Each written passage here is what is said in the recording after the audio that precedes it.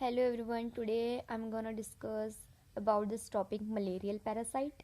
हम पढ़ेंगे malarial parasite क्या है और उसकी species कौन सी है और कौन कॉज करता है और उसके सिम्टम्स, लैब डायग्नोसिस, उसकी लाइफ साइकिल, उसको प्रिवेंशन कैसे की जा सकती है, कंट्रोल में कैसे लाया जा सकता है, सब।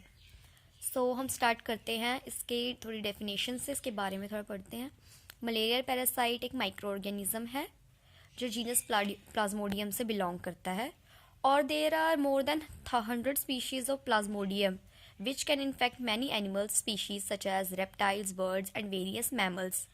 और 100 स्पीशीज में से ओनली सिर्फ 4 स्पीशीज़ हैं जो ह्यूमन को इन्फेक्ट करती है, और वो 4 स्पीशीज़ हैं।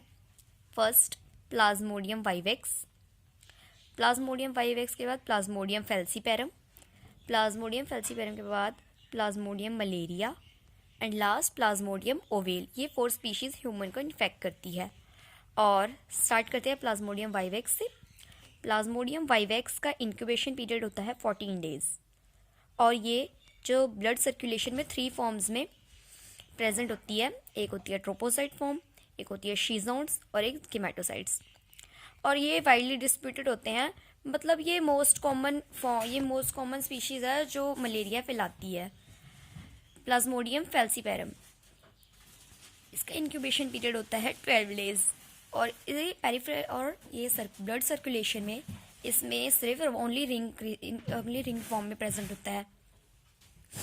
और ये होता है डेडलीस्ट, इससे ब्लैक वाटर फीवर भी होता है। और ये this is the deadliest species of malarial parasite.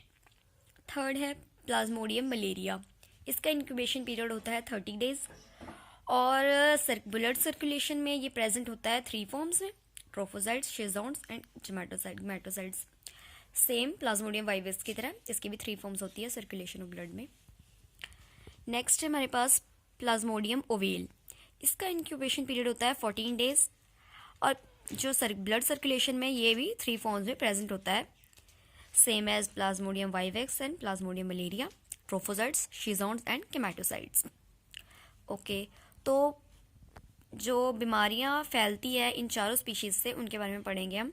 Plasmodium vivax से होता है वाइवेक्स मलेरिया। प्लाज्मोडियम फेल्सीपेरम से हो सकता है cerebral malaria, black water fever और मेलिग्नेंट मलेरिया।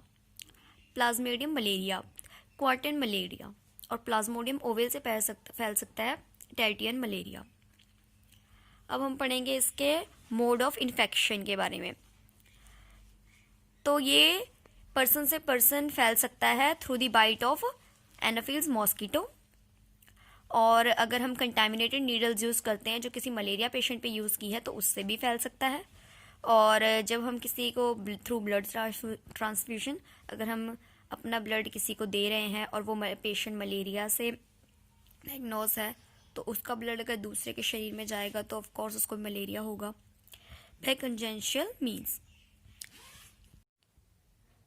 सो वर्ल्ड मलेरिया डे 25 अप्रैल को आता है। ये जस्ट जनरल इन्फॉर्मेशन के लिए है, सबको पता होना चाहिए। तो नेक्स्ट हम पढ़ते हैं क्लासिफिकेशन। तो मलेरियल पैरासाइट की क्लास होती है स्पोरोजोआ। ये जीनस प्लाज्मोडियम से बिलोंग करता है और इसका फाइलम होता है प्रोटोजोआ। अब कहते हैं वेक्टर्स ऑफ मलेरिया। वेक्टर्स वो होते हैं जो किसी भी डिजीज़ को स्प्रेड करते हैं। तो इस केस में मलेरियल पैरासाइट का वेक्टर है female Anopheles mosquito.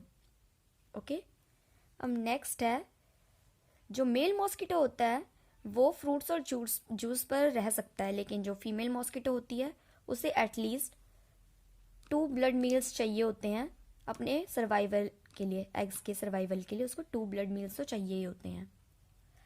Next, life cycle of malarial parasite. तो हम अब लाइफ साइकिल के बारे में पढ़ेंगे। तो malarial parasite passes it's life in 2 host. इसके 2 होस्ट होते हैं। इंटरमीडिएट होस्ट होता है ह्यूमन और डेफिनेटिव होस्ट होता है female एनोफिल mosquito. The life cycle of parasite comprises of 2 stages. इसकी 2 स्टेजेस होती हैं। पहली होती है एसेक्सुअल फेज और एक sexual phase. Asexual phase, sexual phase. Asexual phase जो होता है वो ह्यूमन में होती है और सेक्सुअल फेज जो होती है वो मॉस्किटो में होती है। एसेक्सुअल फेज होती है ह्यूमन में और जो सेक्सुअल फेज होती है वो मॉस्किटो में होती है। तो हम पढ़ते हैं अब एसेक्सुअल फेज के बारे में।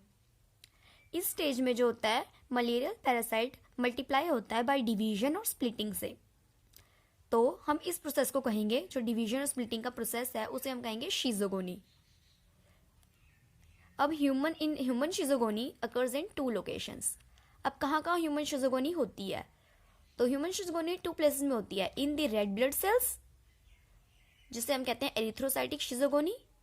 रेड ब्लड सेल को हम एरिथ्रोसाइट भी कहते हैं, तो इसे हम कहते हैं एरिथ्रोसाइटिक शिज़ोगोनी। जो ब्लड के अंदर होती है, रेड ब्लड सेल्स के अंदर होती है, उसे कहते हैं एरिथ्रोसाइट शिज़ोगोनी। और जो लीवर के अंदर होती है, इन द लीवर सेल्स, इसे कहते हैं हम एक्सो एरिथ्रोसाइटिक शिज़ोगोनी। ठीक है। अब एक और इसमें होता है कि प्री एरिथ्रोसाइटिक शिज़ोगोनी। तो उसे प्री एरिथ्रोसाइटिक शिज़ोगोनी वो होती है जिसमें before the parasite can invade the erythrocytes it is labelled as pre erythrocyte schizogony. कि पैरासाइट एरिथ्रोसाइट्स के अंदर आने से पहले जो शिज़ोगोनी करते हैं उसे प्री एरिथ्रोसाइटिक शिज़ोगोनी कहते हैं। तो ये 3 टर्म हमें याद रखनी है, एरिथ्रोसाइटिक शिज़ोगोनी, एक्सो एरिथ्रोसाइटिक शिज़ोगोनी और प्री एरिथ्रोसाइटिक शिज़ोगोनी। नेक्स्ट, अब हमारे पास आ गया सेक्सुअल फेज। पहले हमने पढ़ा था एसेक्सुअल फेज, अब हमारे पास है सेक्सुअल फेज। तो female एनोफिल mosquito is a definitive host. हमें पता है फीमेल एनोफिल मॉस्किटो डेफिनेटिव होस्ट होती है और ये फीमेल जो सेक्सुअल फेज है वो इसी में होती, फीमेल एनोफिल मॉस्किटो के अंदर होती है। लेकिन जो गेमेटोसाइट्स होते हैं वो हमारी एसेक्सुअल फॉर्म में ही ओरिजिनेट होते हैं, एसेक्सुअल फेज में ही ओरिजिनेट होते हैं। यानी जब ह्यूमन में शिज़ोगोनी हो रही होती है तो तभी वो ओरिजिनेट होते हैं। Maturation and fertilization take place in the mosquito. लेकिन जो मैच्योरेशन और फर्टिलाइजेशन होती है वो मॉस्किटोज में होती है, जो लार्ज नंबर ऑफ स्पोरोजोइड्स को ओरिजिनेट करती है। So this place of sexual multiplication is called sporogony. अब ये 2 टर्म्स और हैं।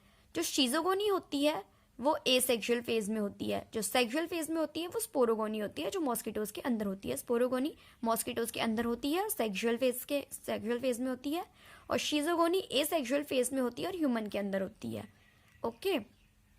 फीमेल एनोफिल मॉस्किटो डेफिनेटिव होस्ट है जहाँ सेक्सुअल फॉर्म टेक प्लेस करती है, फर्टिलाइज करती है। लेकिन जो गेमेटोसाइट्स हैं वो ओरिजिनेट ह्यूमन आरबीसीज में ही होते हैं।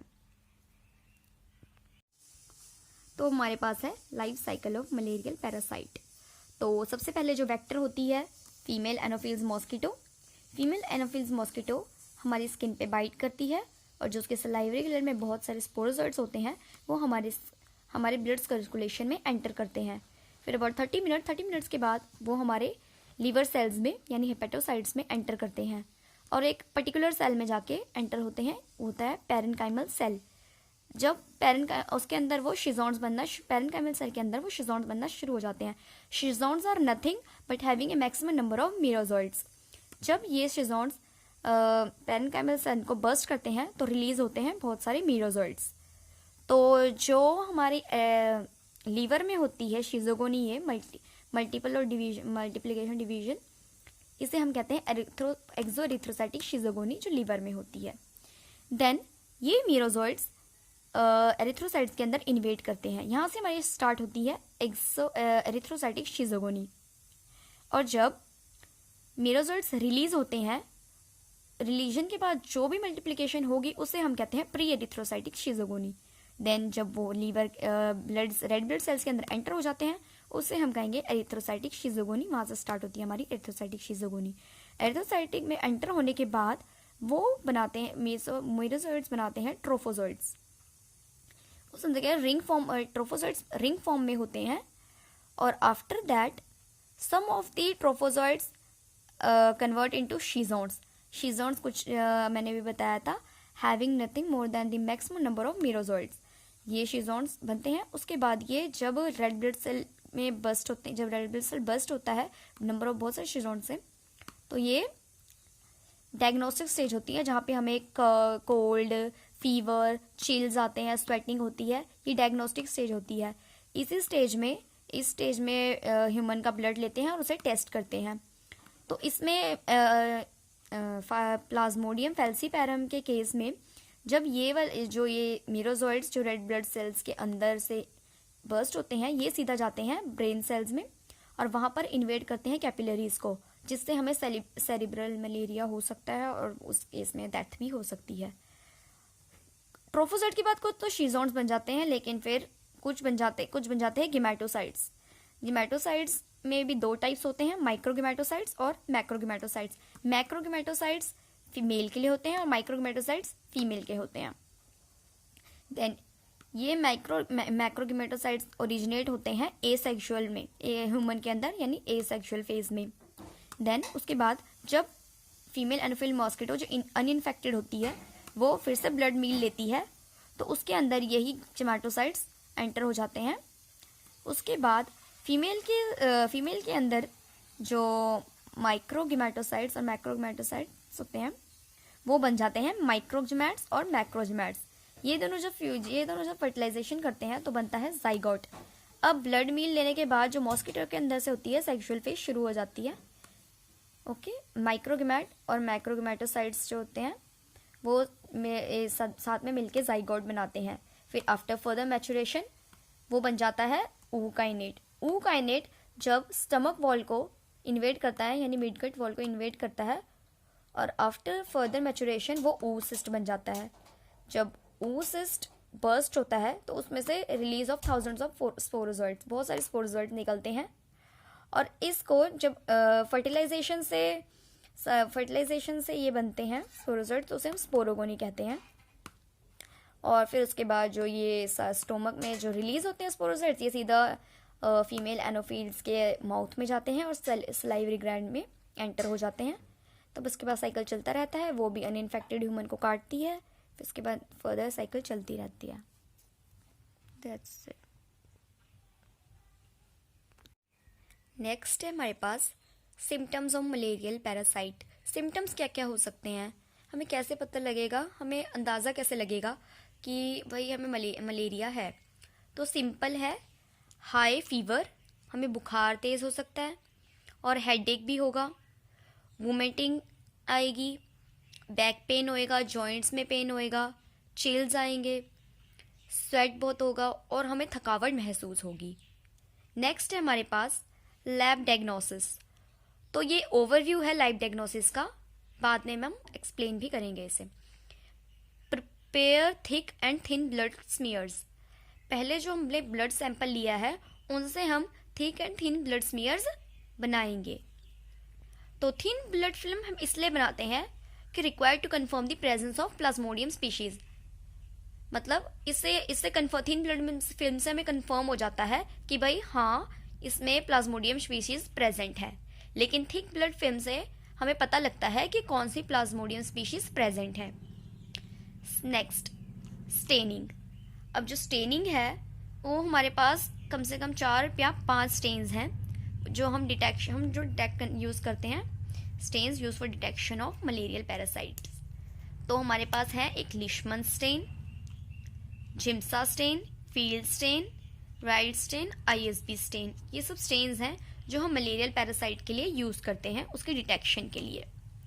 नेक्स्ट है हमारे पास सीरोलॉजिकल टेस्ट। हम सीरोलॉजिकल टेस्ट भी लगाते हैं। सीरोलॉजिकल टेस्ट वो होते हैं जिसमें हम सीरम से टेस्ट करते हैं। तो हमारे पास फर्स्ट है IFA, indirect fluorescent antibody, ELISA, enzyme linked immunosorbent, and IHA। So lab diagnosis को आगे हम एक्सप्लेन करते हैं, फर्दर एक्सप्लेनेशन है ये। तो सबसे पहले preparation of thin blood film. तो जो फर्स्ट पॉइंट है हम उसमें सबसे पहले ब्लड को कलेक्ट करेंगे by capillary blood method. Capillary blood method वो होता है जिसमें हम मिडिल फिंगर के जो लोब होता है वहाँ से हम फिंगर प्रिक मेथड से ब्लड लेते हैं। और सबसे ज़्यादा हम स्टेराइल नीडल ज़्यादा वो नहीं होती, लेकिन हम डिस्पोजेबल लैंसेट यूज़ कर सकते हैं क्योंकि वो फिर हम उसे डिस्कार्ड कर देते हैं, इन्फेक्शन का डर कम होता है। देन सेकेंड, हम एक ड्रॉप लेंगे ब्लड की और उसे क्लीन ग्रीस फ्री स्लाइड पर रखेंगे। फिर हम स्प्रेडर लेंगे जिसकी जो एजेस होंगी वो बिल्कुल स्मूथ होंगी और रिजेस नहीं होंगी एजेस पे। फिर हम स्प्रेडर को ब्लड की ड्रॉप के ऊपर रखेंगे at the angle of 45 degree Celsius. Then हम ब्लड को रन अलोंग कर देंगे स्प्रेडर के साथ। स्प्रेडर की जो मूवमेंट होनी चाहिए वो स्मूथ और फास्ट होनी चाहिए ताकि जो स्मीयर हो उसमें रिजेस ना आए। फिर हमें स्मीयर को ड्राई कर देना है रूम टेम्परेचर पे और उसे किसी पेंसिल लिड से उसे लेबल कर देना है। Fixation of smear. स्मीयर को फिक्स कैसे करेंगे? The slide should be fixed before staining by 1 to 2 drops of methanol or ethanol to film and allowing it to the fix for 1 to 2 minutes। Methanol या ethanol डाल 1 to 2 methanol या ethanol डाल के हम smear को fix कर सकते हैं बिफोर स्टेनिंग और 1 to 2 मिनट्स के लिए। Now the preparation of thick blood film. तो थिक ब्लड फिल्म में हम वही करेंगे, पहले collection of blood bye capillary method, finger prick method भी कहते हैं इसे। ले लेंगे ब्लड, उसके बाद हमने अबाउट 15 mm ऑफ ड्रॉप रखनी है क्लीन ग्रीस फ्री स्लाइड पे।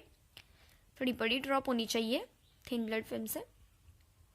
फिर without any delay place the spreader in the contact with the drop of blood at an angle of more than 30 degree.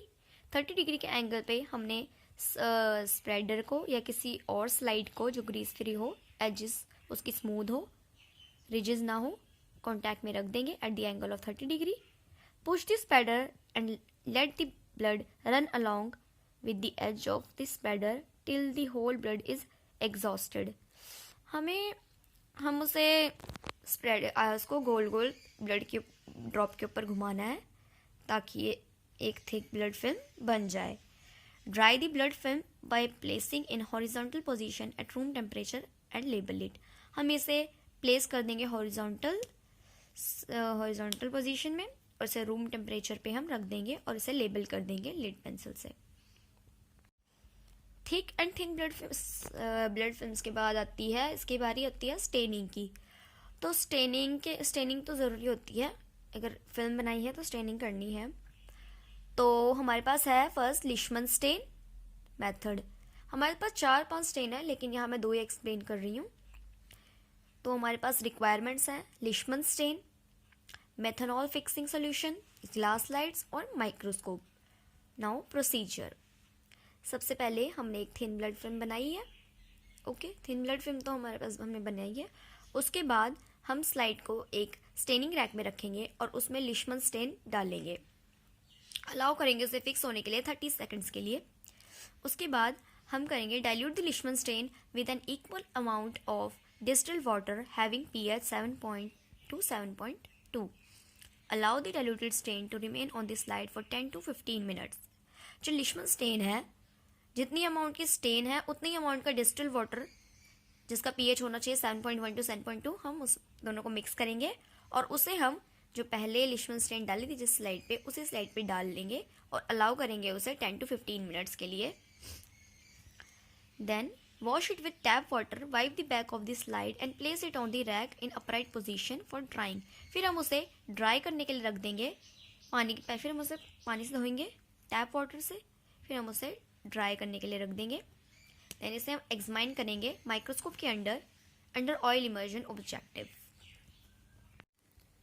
Next stain है हमारे पास field stain. तो field stain में हमारे पास सबसे पहले रिक्वायरमेंट्स हैं field stain solution A and solution B, methanol fixing solution, glass slides and microscope. Then हम करेंगे प्रोसीजर में हमने सबसे पहले एक थिन ब्लड स्मीयर बनानी है। उसके बाद हमने मेथनॉल सॉल्यूशन लेना है कॉपलिन जार में, उसके अंदर हमने जो ये थिन ब्लड फिल्म है वो फिक्स करने के लिए रख देनी है 1 to 2 मिनट्स के लिए। देन हमने बनानी है, थर्ड पॉइंट है, डाइल्यूट फील्ड स्टेन बनानी है। डाइल्यूट फील्ड स्टेन बनाने के लिए हमारे पास फील्ड स्टेन बी लेनी है हमने 1 ml और उसे डिसॉल्व करना है 4 ml ऑफ बफर्ड वाटर के साथ जिसका pH होएगा 7.1 to 7.2।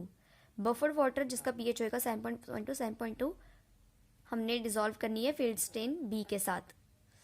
देन हमने ये सोल्यूशन बनाया है, डाइल्यूट फील्ड स्टेन बनाई है by dissolving 1 ml field stain B in 4 ml of buffered water, इसका pH होगा 7.1 7.2। हमने 0.5 ml डाइल्यूट फील्ड स्टेन लेनी है और उसको हमने कॉपलिंग जार के अंदर डाल देना है। उसके बाद हमने इमिडिएटली ऐड करनी है equal amount of field stain A. हमने उसी जार के अंदर जिसमें हमने डाइल्यूट फील्ड स्ट्रेन डाली है, उसी जार के अंदर हमने इमिडिएटली ऐड कर दी है फील्ड स्ट्रेन ए।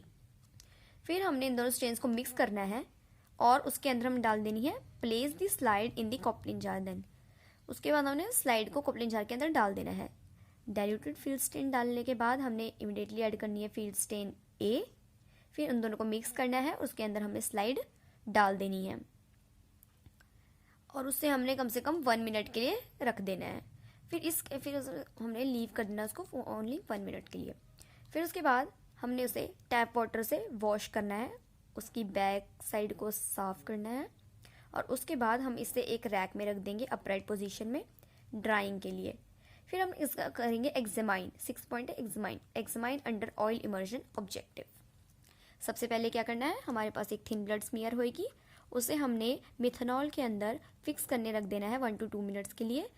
देन हमने बनानी है डाइल्यूटेड फील्ड स्ट्रेन जो बनेगी फील्ड स्ट्रेन बी को हमने बफर्ड वाटर के साथ मिक्स करना है।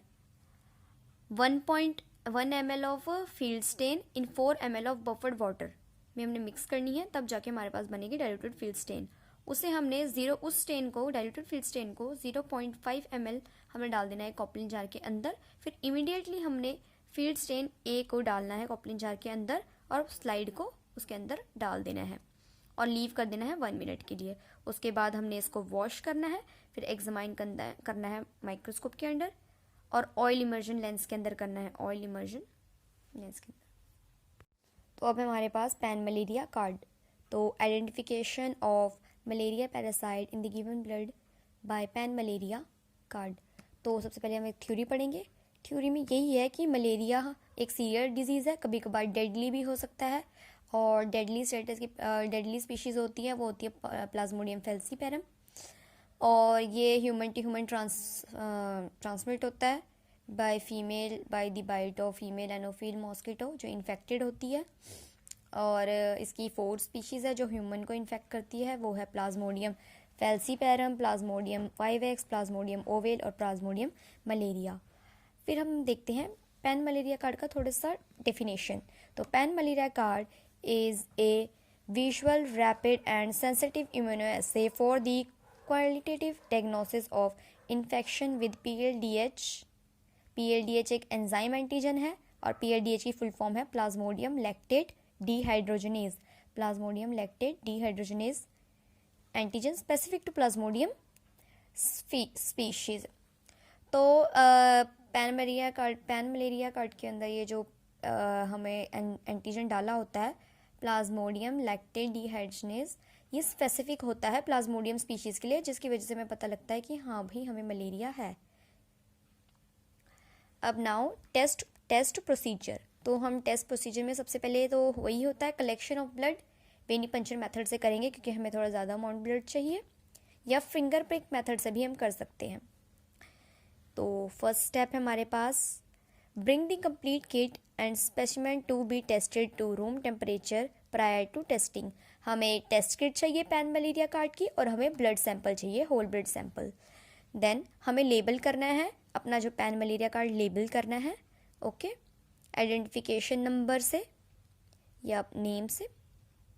Add whole blood on the sample pad in the sample well A. जो हमारे पास ये ए लेबल हो रखा है वो हमारे पास सैंपल वेल होता है, सैंपल वेल ए। उसके अंदर हमने डालना है whole blood. Sample well A में हमने डालना है whole blood. Then add 5 drops of SA buffer in the buffer well B.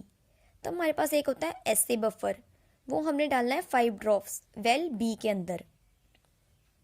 Then 4th step है allow the reaction to occur for 20 minutes. फिर हमने जब होल ब्लड भी डाल दिया ऐसे और होल ब्लड डाल दिया वेल ए में और बी में डाल दिया हमने बफर सॉल्यूशन डाल दिया हमने ऐसे बफर वेल बी में, हमें 20 मिनट्स के लिए वेट करना है। सो नेक्स्ट स्टेप है जब 20 मिनट्स में हम वेट कर लेंगे उसके बाद हम देखेंगे रिएक्शंस।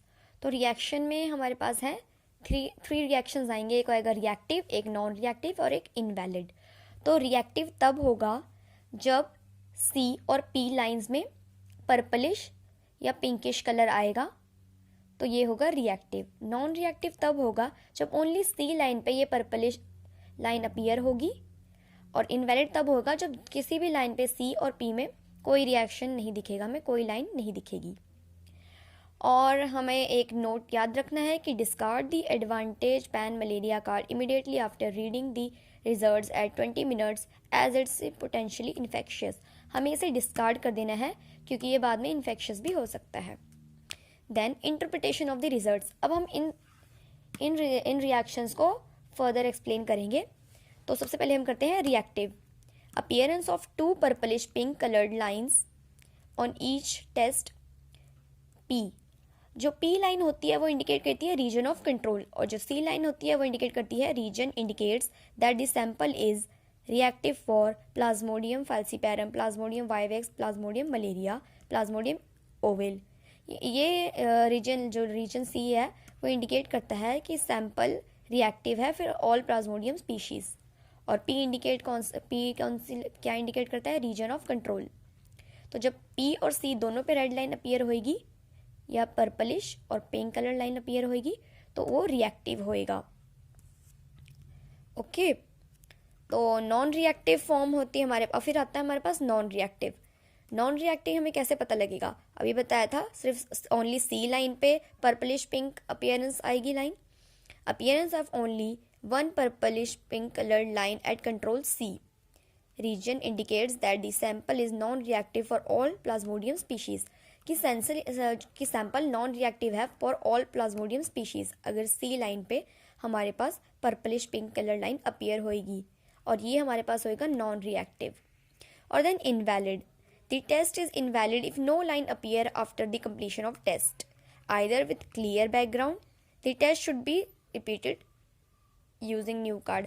अगर इनवैलिड आता है तो हम दोबारा से रिपीट कर सकते हैं इसको यूजिंग न्यू कार्ड। और इसमें हमारे पास एक यहाँ ध्यान रखने वाली बात ये भी है, a difference of intensity and colour may between in the test line and control line depending on the concentration of PLDH in the sample, but this does not effect the interpretation. हमारे पास difference आ सकता है colours में, जैसे जो हमारे पास pink purplish colour है थोड़ा रेड भी हो सकता है, ये कलर में डिफरेंस आ सकता है सी और पी रीजन में। अगर लेकिन इसमें टेस्ट में कोई इफेक्ट नहीं पड़ेगा। ये कलर में, इस कलर इंटेंसिटी में डिफरेंस इसलिए होता है PLDH की वजह से। अभी मैंने बताया था PLDH क्या होता है, प्लाज्मोडियम लैक्टेट डिहाइड्रोजनेज, जो हमारी किट में प्रेजेंट होता है।